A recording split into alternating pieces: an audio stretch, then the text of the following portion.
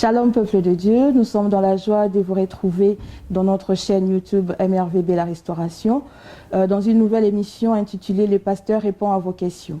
Alors cette émission a pour but de pouvoir répondre à vos questions concernant la Bible ou la doctrine chrétienne. Alors, je me présente, je suis la sœur Erline et je vais recevoir pour vous le pasteur Israël Kanzanitou, qui est responsable du ministère de la Restauration des Vies Brisées. Bonjour pasteur. Bonjour la sœur Erline. Nous sommes ravis de vous recevoir sur notre plateau. Gloire à Dieu. Alors, cette émission, comme je l'ai présentée tout à l'heure, dans cette émission, vous allez répondre aux questions concernant la Bible et la doctrine chrétienne. Et à toutes les autres questions que les chrétiens se posent, les gens se posent concernant la Bible, c'est ça? Pas de souci, on est là pour ça. Gloire à Dieu. Alors, sans plus tarder, nous allons entrer dans le but du sujet. Déjà, pour commencer, j'ai une première question assez générale à vous poser. Ces derniers temps, vous prêchez sur ceux qui détruisent les destinées. Alors, nous voyons que ce sujet-là est en rapport avec la délivrance. Alors, nous nous posons la question assez générale, est-ce que nous avons aujourd'hui besoin de la délivrance alors que Jésus est déjà, par l'œuvre de la croix, il est déjà venu sauver le monde? Est-ce qu'on a encore besoin de la délivrance aujourd'hui? Merci beaucoup pour cette question. Déjà, ce qu'il faut comprendre, que dans le planning de Jésus lui-même, il a dit que l'Esprit du Seigneur est sur moi, dans Luc chapitre 4. Il m'a oint pour annoncer la bonne nouvelle aux pauvres. Il n'a pas seulement parlé de la bonne nouvelle aux pauvres, mais il a aussi dit qu'il est venu pour guérir ceux qui ont le cœur brisé. Et nous voyons déjà dans le planning de Jésus, il parle déjà de la délivrance. Et si on dit que Jésus est déjà venu et on ne peut plus parler de la délivrance, je dirais non, parce que même après la mort et la résurrection de Jésus, il y a eu les apôtres. Lorsque vous lisez dans Actes des Apôtres, chapitre 4, vous allez voir que les apôtres guérissaient les malades, chassaient les démons. Et nous voyons que la délivrance, après Jésus, la délivrance était là. Donc aujourd'hui, la délivrance est toujours à la page. D'accord. Donc la délivrance est toujours d'actualité. Ceux qui détruisent les destinées, qui peut détruire une destinée? Alors, comme je suis en train de parler dans mes enseignements, il y a 3 personnes qui ont la possibilité de détruire la destinée d'une personne. La première personne, c'est la personne lui-même. La personne lui-même, et la deuxième personne, c'est les mauvaises rencontres, et ce qui nous entoure. Et la troisième personne, je parle de l'influence ou des influences démoniaques ou sataniques, qui a aussi la possibilité de détruire la destinée ou les destinées des gens. Pasteur, je ne vous coupe pas, mais je voulais vous demander encore, avant d'entrer justement sur ce sujet-là, est-ce que vous pouvez déjà nous donner la différence qu'il y a entre destin et destinée? Parce que peut-être que nos téléspectateurs, les gens qui nous regardent, ne comprennent pas, ils n'arrivent pas à comprendre la différence qui existe entre destin et destinée. Est-ce que vous pouvez un peu nous éclaircir sur ce point? Alors, destin et destinée. Destin, c'est le chemin inévitable qui a été tracé par Dieu. Cela veut dire, c'est le destin. Tu es né de ton père, de ta mère, tu as ses frères. Et il y a des choses que Dieu a tracées comme ça. C'est ça ce qu'on appelle le destin. Or que la destinée est entre les mains de l'homme. L'homme peut tracer sa destinée. Le père est mort. Il n'a pas eu le temps de t'envoyer à l'école. C'était le destin. Le père ne sera pas là. Mais maintenant, ta destinée entre tes mains. Il y a plusieurs formations. L'homme peut aller faire des formations pour mettre à jour sa vie, peut-être professionnelle ou sa vie. Voilà. Donc, en un mot, le destin, c'est ce qui a été tracé par Dieu. Mais la destinée, une destinée, l'homme a sa destinée entre ses mains. Il peut tailler cela, il peut organiser sa vie et sa destinée. J'espère que on est bien, nos téléspectateurs ont bien compris ces différences. Alors, maintenant, on revient sur ces personnes qui peuvent détruire, détruire les destinées. Comment un homme peut détruire sa propre destinée?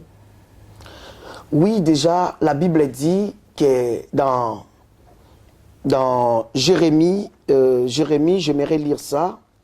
Dans les livres de Jérémie, chapitre 17, verset 4, la Bible dit « Tu perdras par ta faute l'héritage que je t'avais donné. » C'est Dieu qui parle ici, par les prophètes.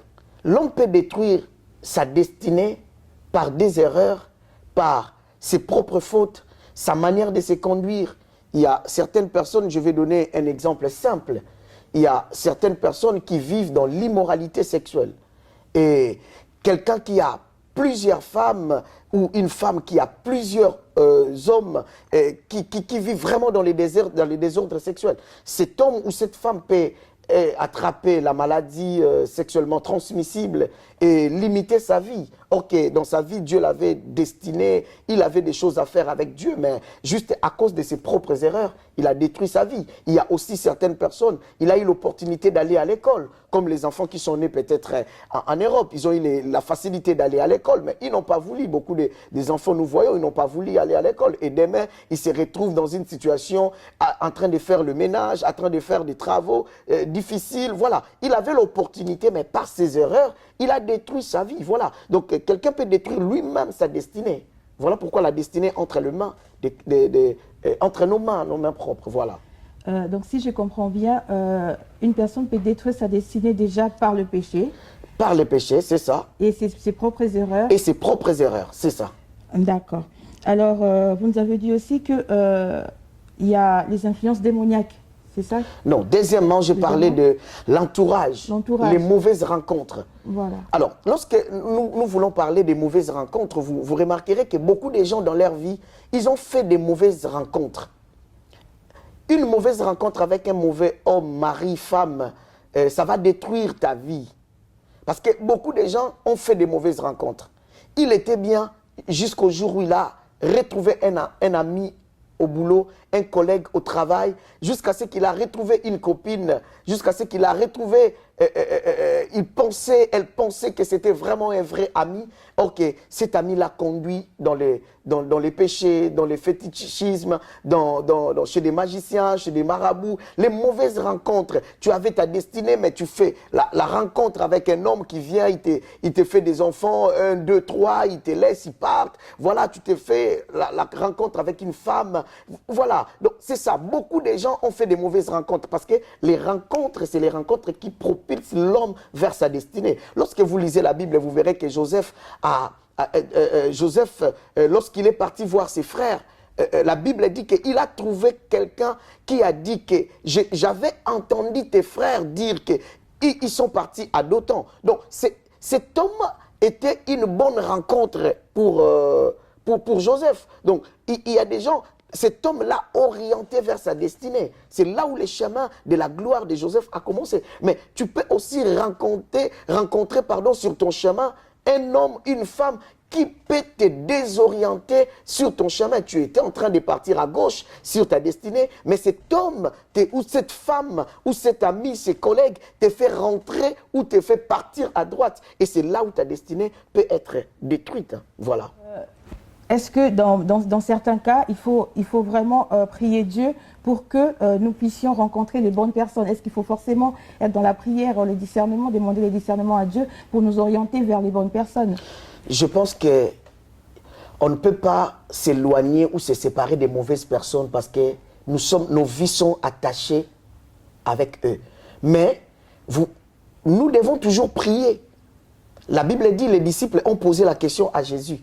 Où veux-tu qu'on puisse faire la Pâque? Il leur dit, sortez, vous verrez un homme qui a la cruche d'eau. Suivez-les. Cela veut dire, ils ont posé la question à Jésus. Mais aujourd'hui, nous devons prier pour des bonnes rencontres. Jésus, pour faire le choix de ses disciples, il a prié toute la nuit. Il faut très bien lire la parole, j'aime la parole.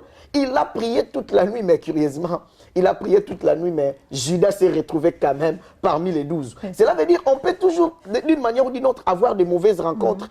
Mais il y a des mauvaises rencontres qui sont des bonnes rencontres, qui peuvent nous propulser vers notre destinée. Pourquoi? Parce que Judas était une mauvaise rencontre, mais c'est lui qui était l'ami des destinées, qui amena Jésus dans sa gloire. Donc, nous devons prier pour que Dieu nous donne des amis, pour des célibataires, des hommes, des femmes, des gens autour de nous, mais que cela soit des bonnes personnes. Parce que si on fait une mauvaise rencontre, la vie est pourrie. Exemple d'une femme, la Bible dit, une femme intelligente est un don, mais il faut trouver cette femme. Donc il faut trouver cette femme dans la prière. Et la Bible souligne aussi qu'il vaut mieux habiter dans un lieu désert que d'avoir une mauvaise femme. Donc voilà, nous sommes en train de voir qu'une mauvaise rencontre peut rendre quelqu'un malade, peut amener quelqu'un dans les AVC, peut détruire la destinée de quelqu'un. Voilà, de mauvaises rencontres, nous devons prier pour de bonnes rencontres. Je pense que c'est vraiment une bonne chose. Amen. Alors, vous nous avez dit pour la troisième personne qui peut détruire une destinée, c'est... Les influences démoniaques. Les influences démoniaques, voilà. Les influences démoniaques. Lorsque vous lisez la Bible, il y a beaucoup de gens qui sont sous les influences démoniaques. Et il y a même des gens qui sont dominés, manipulés par des démons. Il y a même certains chrétiens, certains serviteurs de Dieu qui sont manipulés par des démons.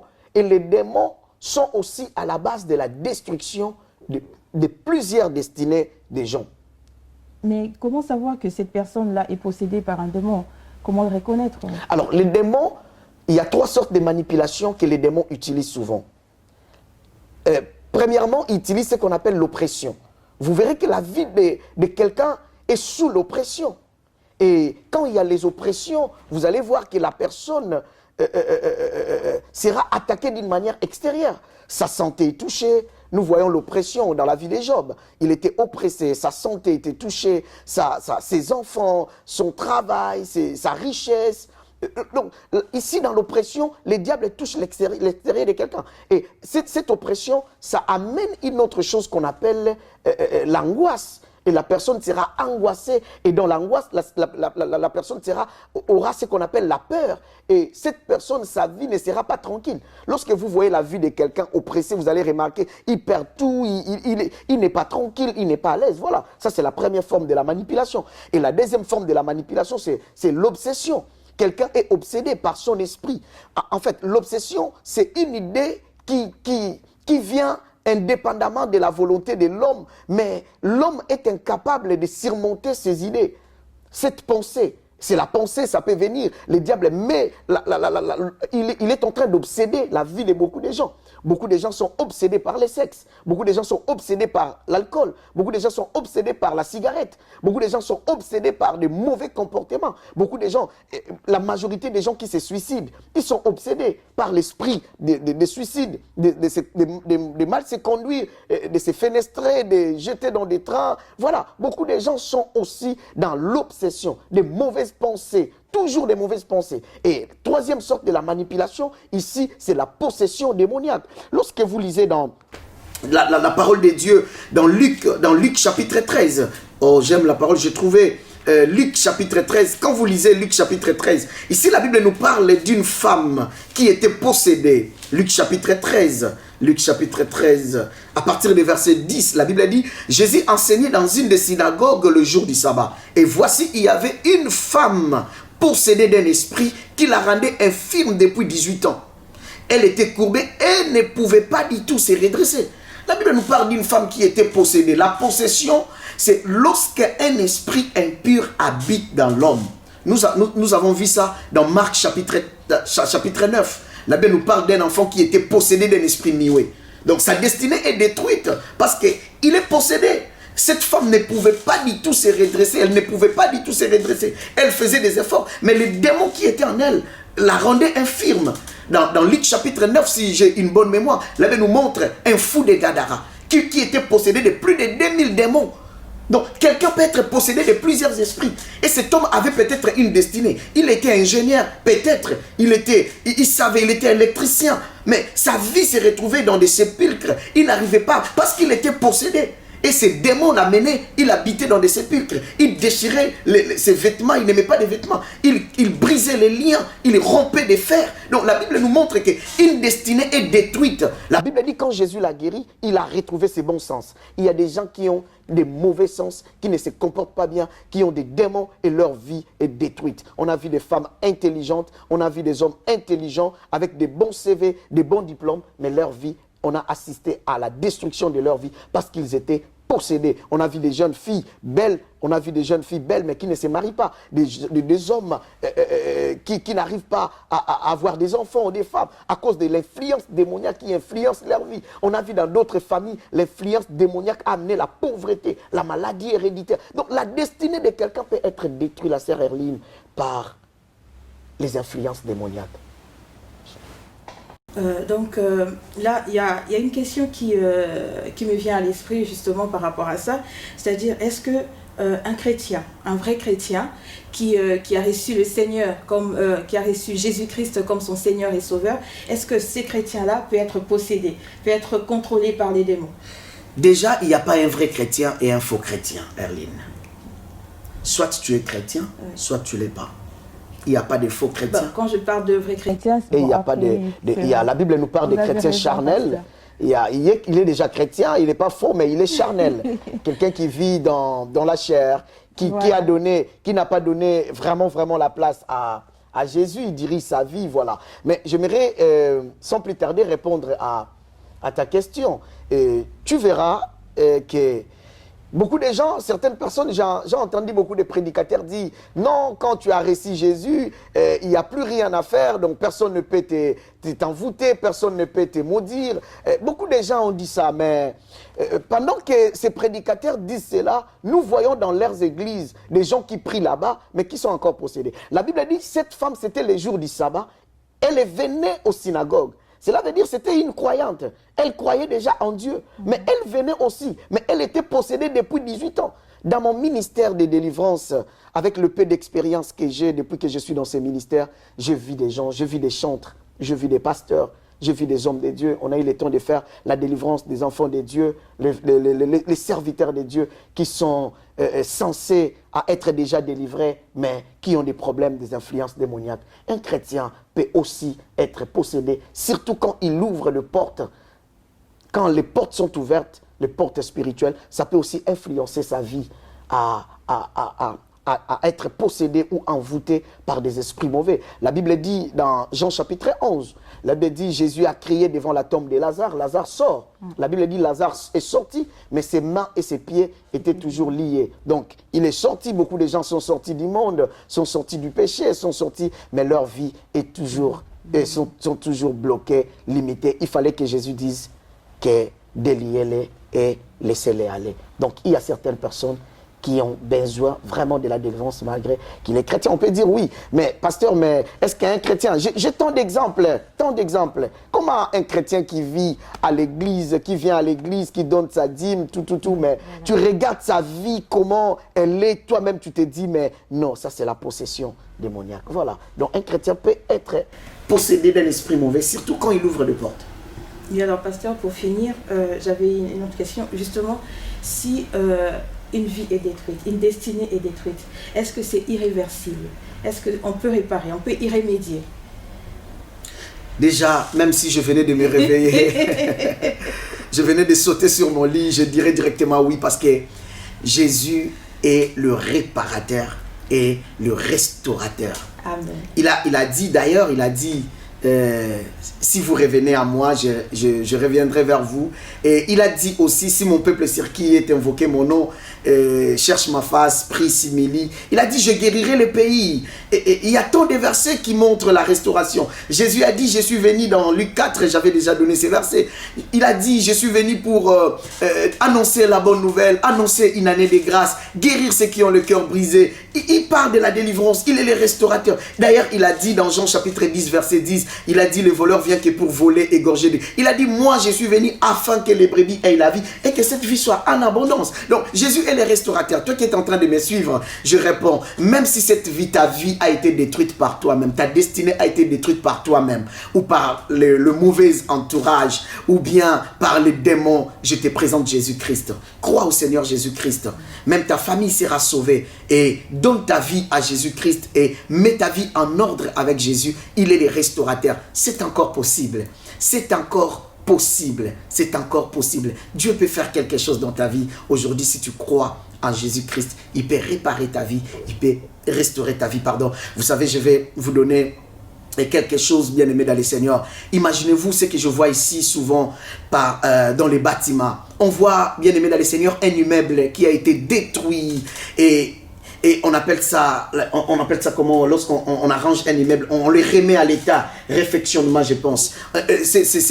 On a réfectionné cet immeuble et cet immeuble reprend encore vie. Et les passagers qui sont en train de passer, ils disent, mais ça on a construit un immeuble. Non, c'est pas un nouveau immeuble. C'est juste que Dieu a la possibilité de réparer. Il a la possibilité. Je vais vous faire rigoler un peu. Moi, je dis toujours que Dieu est mon Congo. Vous savez pourquoi? Parce que chez nous, chez les Bakongo, les Bakongo ont un système, quand j'étais au pays, s'ils préparent du foufou qu'on appelle la semoule, et quand le foufou dort, bien aimé, beaucoup de gens n'arrivaient plus à manger cela. Mais nos mamans prenaient ces foufous et les remettaient encore dans l'eau chaude, bien aimé, et ils préparaient ces foufous, ils ajoutaient un peu, et on appelait ça kolambolola. Donc Jésus a la possibilité, Erline, même si c'est déjà détruit, mais Jésus a la possibilité de remettre à l'état, et les gens peuvent oublier leur passé. Donc c'est possible qu'une vie soit restaurée. Alors, pasteur, vous avez un dernier mot à nous dire? Oui, Erline, mais ce n'est pas les derniers mots parce que je ne suis pas en train de mourir quand même. Non. Donc je suis encore là dans la mission, dans la mission que Jésus m'a donnée. Donc je dis pas vraiment les derniers mots, mais par rapport à cette émission, je dis les derniers mots. Donc voilà, je vous donne le programme de l'église. L'église, c'est à Villeneuve-le-Roi, 22 rue Honoré-Oursel. Actuellement, nous avons 2 cultes. Le premier culte commence de 9h juste à 10h30 et le deuxième culte commence à 10h40 de 10h40 à 12h20 et nous sommes dans la salle 27 et je suis vraiment ravi d'être avec vous aujourd'hui. Merci. Pasteur, est-ce que vous pouvez prier pour nos spectateurs, nos téléspectateurs, ceux qui nous regardent, ceux qui nous ont suivis, et aussi pour toutes ces personnes qui pensaient que leur vie était détruite, leur destinée était détruite et qu'il n'y avait aucune solution. Est-ce que vous pouvez prier pour eux? Avec plaisir. Prions. Seigneur, je recommande mes frères et mes sœurs qui sont en train de me suivre. Seigneur éternel, que ton onction qui brise les jougs, brise tout esprit de destruction dans leur vie. Seigneur, s'il y a parmi eux ceux qui ont détruit leur vie eux-mêmes, tu es le réparateur. Seigneur, s'il y a parmi eux ceux leur vie ont été détruites, manipulées par leur entourage, les mauvaises rencontres, tu es le restaurateur. Et Seigneur éternel notre Dieu, si éternel notre Dieu, il y a parmi eux, leurs vies ont été détruites par les influences démoniaques, tu es le Dieu qui délivre. Seigneur, bénis mes frères, bénis mes sœurs, au nom puissant de Jésus-Christ. J'ai déclaré et j'ai ainsi prié. Restaure leur vie dans le nom de Jésus-Christ. Amen. Amen. Nos chers téléspectateurs, j'espère que cette émission vous a plu. Je vous donne rendez-vous pour la prochaine émission. Que Dieu vous bénisse. Au revoir.